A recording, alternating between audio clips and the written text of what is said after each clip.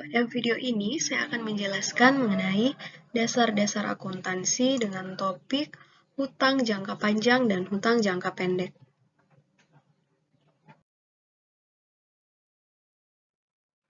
Namun sebelum itu, perkenalkan nama saya Lita Rusmawati dengan NIM 20043059, 2F Akuntansi Keuangan D4, Politeknik Negeri Manado. Pada topik ini, saya membagi menjadi 3 bagian. Yang pertama, pendahuluan, yang kedua, isi, dan yang ketiga, kesimpulan. Pada bagian pendahuluan, saya kembali membaginya menjadi 3 bagian. Yang pertama, apa itu pengertian hutang. Yang kedua, apa itu karakteristik dari hutang, dan bagaimana latar belakang terjadinya hutang.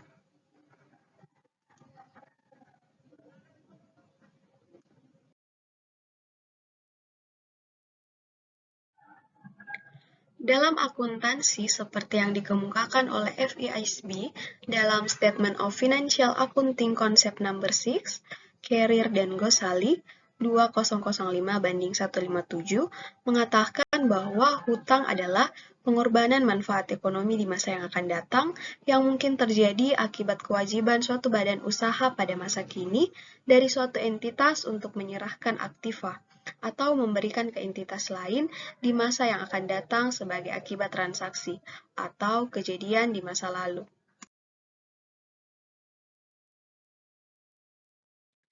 Karakteristik utama dari kewajiban adalah yang pertama, merupakan kewajiban saat ini yang memerlukan penyelesaian dengan kemungkinan transfer masa depan atau penggunaan kas, barang, ataupun jasa.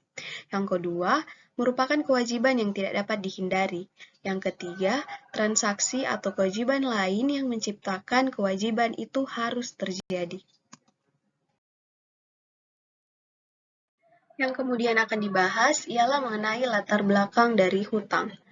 Pada latar belakang ini, saya membaginya menjadi 3 bagian. Yang pertama, kontraktual liabilitas, yang kedua, konstruktif liabilitas, dan yang ketiga, equitable liabilitas.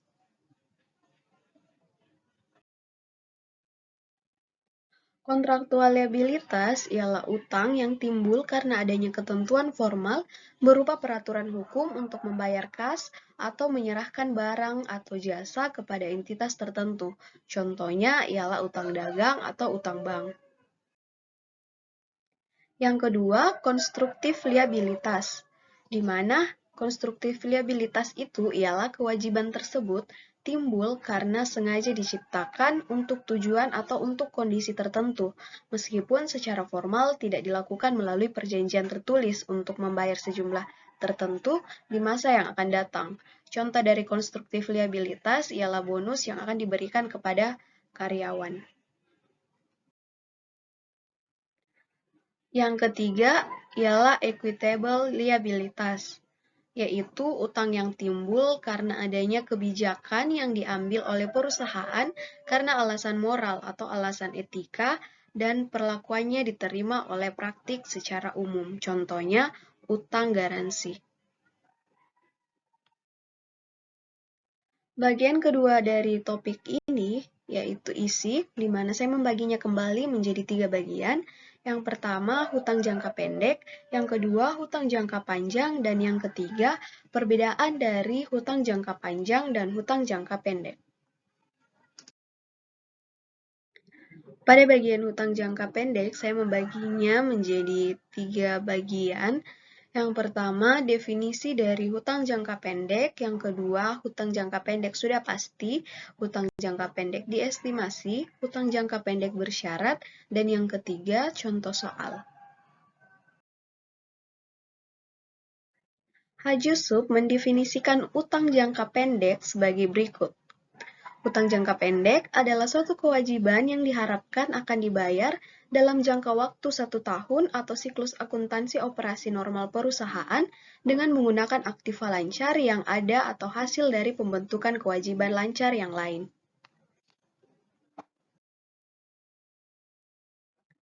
Hutang jangka pendek dikatakan sudah pasti bila memenuhi 2 syarat berikut. Yang pertama, Kewajiban untuk membayar sudah pasti, artinya sudah terjadi transaksi yang menimbulkan kewajiban membayar. Yang kedua, jumlah yang harus dibayar maupun tanggal jatuh tempo pembayarannya itu pun juga sudah pasti.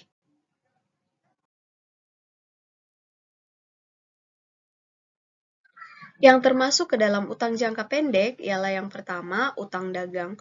Utang dagang adalah kewajiban perusahaan yang timbul akibat transaksi pembelian kredit dan harus dibayar tepat waktu.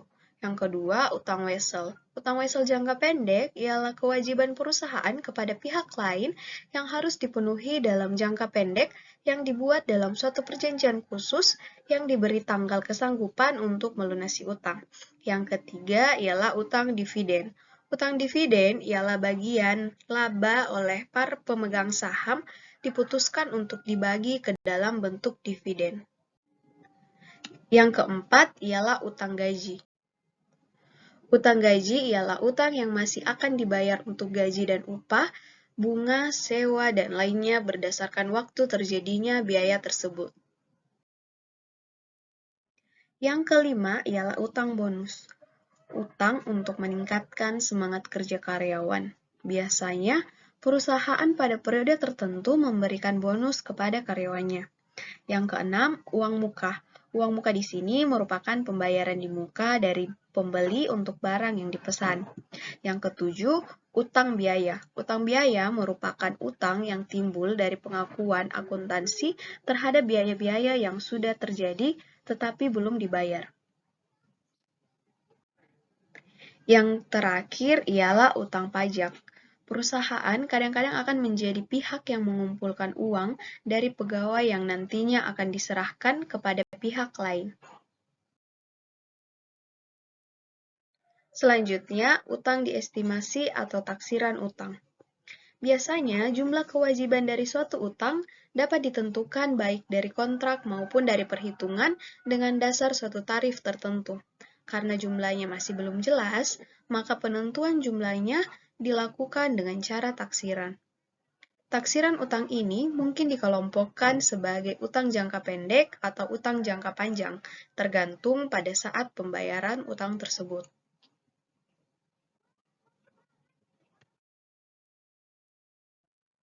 Yang termasuk ke dalam hutang diestimasi ialah yang pertama, taksiran utang pajak penghasilan. Pada akhir periode ditentukan laba yang diperoleh untuk menaksir besarnya pajak penghasilan yang menjadi beban tahun bersangkutan. Yang kedua, taksiran utang garansi. Jika barang yang dijual disertai dengan garansi untuk diperbaikan, maka pada akhir periode dihitung taksiran jumlah biaya yang akan terjadi sebagai akibat garansi tersebut. Yang ketiga, taksiran utang hadiah beredar. Terkadang ada tawaran hadiah atas pembelian barang tertentu. Hadiah ini merupakan biaya untuk periode di mana penjualan barang tersebut terjadi. Yang keempat ialah taksiran utang pensiun. Taksiran utang pensiun ialah biaya yang dibayarkan selama masa hidupnya karyawan tersebut, akan dibebankan sebagai biaya ke periode di mana karyawan tersebut bekerja. Selanjutnya ialah utang bersyarat atau kontingensi. Untuk menentukan apakah suatu utang itu merupakan utang bersyarat atau taksiran utang, dasarnya adalah kepastian timbulnya kewajiban. Jika kewajiban membayar itu pasti timbul walaupun jumlahnya belum pasti, maka utang jenis ini merupakan taksiran utang.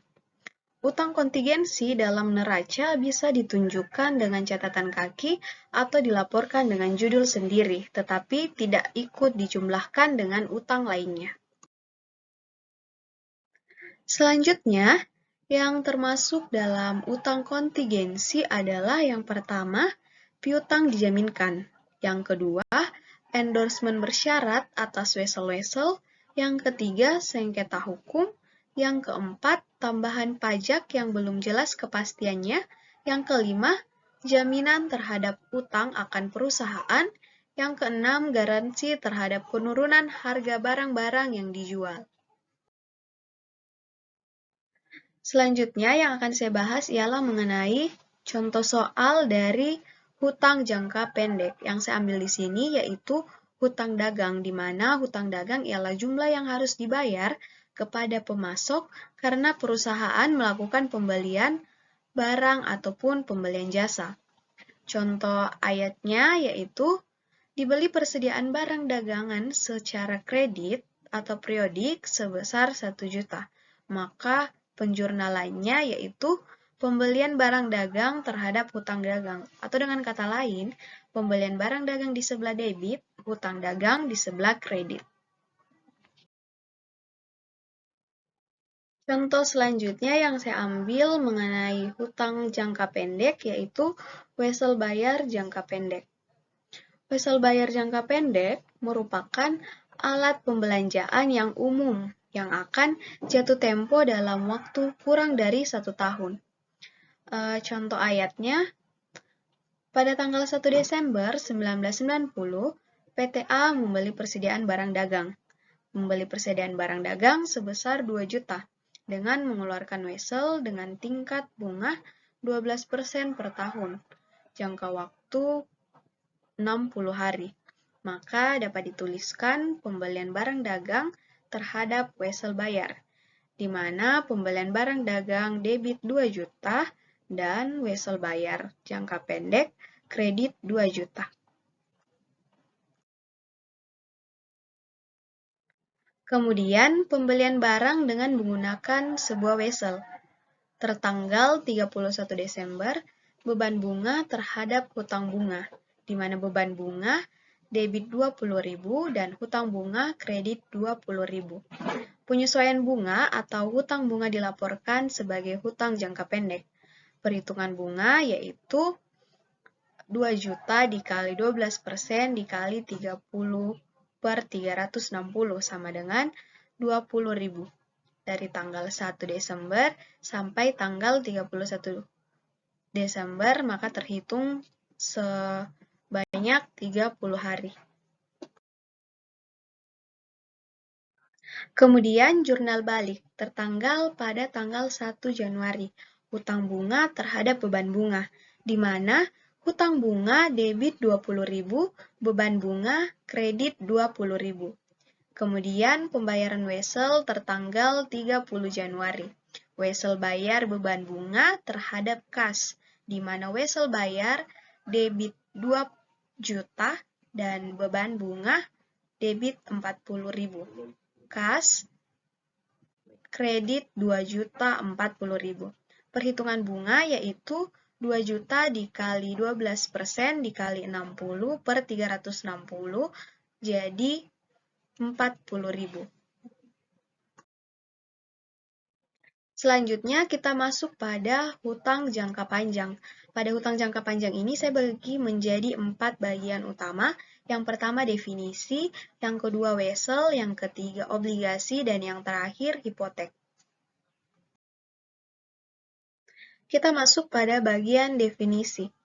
Hutang jangka panjang merupakan kewajiban yang akan jatuh tempo dalam jangka waktu yang relatif lama, biasanya lebih dari 1 tahun. Yang termasuk hutang jangka panjang ialah yang pertama, hutang jangka panjang long term debt, yang kedua, kontrak sewa guna usaha jangka panjang, long term lease obligation, yang ketiga, utang pajak penghasilan yang ditangguhkan, different income tax liabilitas. Utang jangka panjang long term debts adalah kewajiban yang tidak memerlukan aktiva lancar untuk melunasi dan menyelesaikan pembayarannya. Kontrak sewa guna usaha jangka panjang long term lease obligation adalah kontrak atau transaksi sewa atas tanah, bangunan, ataupun peralatan. Kita masuk pada bagian kedua dari hutang jangka panjang, yaitu wesel, di mana wesel bayar jangka panjang atau notes payable long term ialah wesel bayar di mana jangka waktu pembayarannya melebihi jangka waktu 1 tahun atau melebihi jangka waktu operasi lama.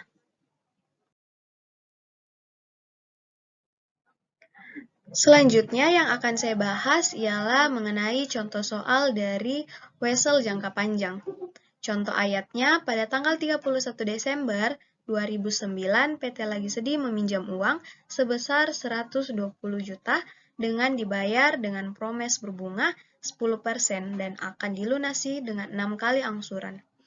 Jurnal yang dibuat, maka tertanggal pada tanggal 31 Desember 2009 kas pada utang Wesel, di mana kas debit 120 juta dan utang Wesel kredit 120 juta.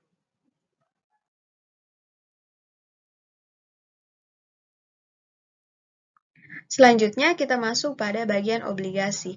Utang obligasi ialah suatu surat tanda berutang pihak yang mengeluarkan surat dengan kesanggupan untuk melunasinya pada waktu tertentu dalam jangka panjang serta kesanggupan untuk membayar sejumlah tertentu pada waktu tertentu. Kemudian saya akan membahas mengenai contoh soal dari obligasi. Ayat jurnal yang diperlukan untuk mencatat transaksi suatu penjualan sekuritas utang obligasi sebesar nilai 200 juta dengan harga sama dengan nilai nominalnya pada tanggal 1 Januari 2009.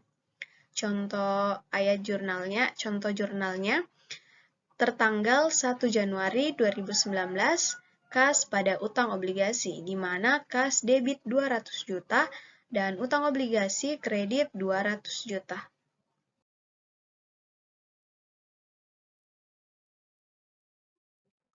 Kemudian yang terakhir dari hutang jangka panjang yaitu hutang hipotek. Hutang hipotek ialah suatu utang jangka panjang yang diterima dari bank dengan menggunakan jaminan yang berupa barang tidak bergerak. Jaminan tersebut seperti tanah, bangunan, ataupun gedung.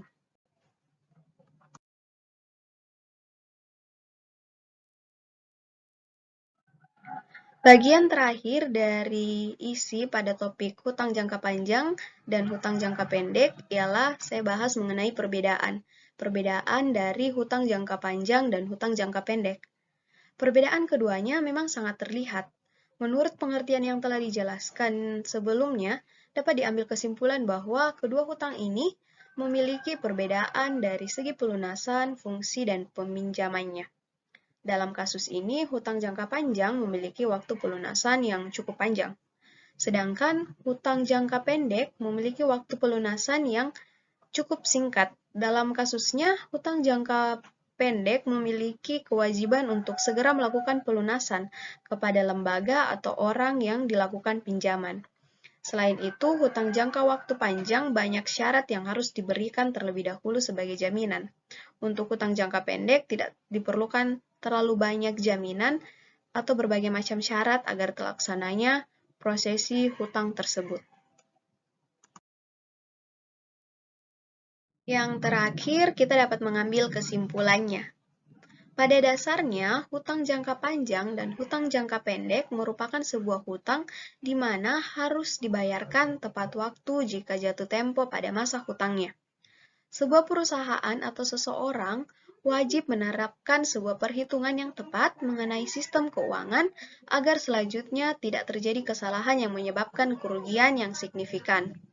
Untuk memantau usia hutang dan proses finansial secara keseluruhan, harus dilakukan pencatatan pembukuan untuk memastikan bahwa seluruh data keuangan tersebut terpantau dengan baik. Sekian penjelasan dari saya mengenai dasar-dasar akuntansi dengan topik hutang jangka pendek dan hutang jangka panjang.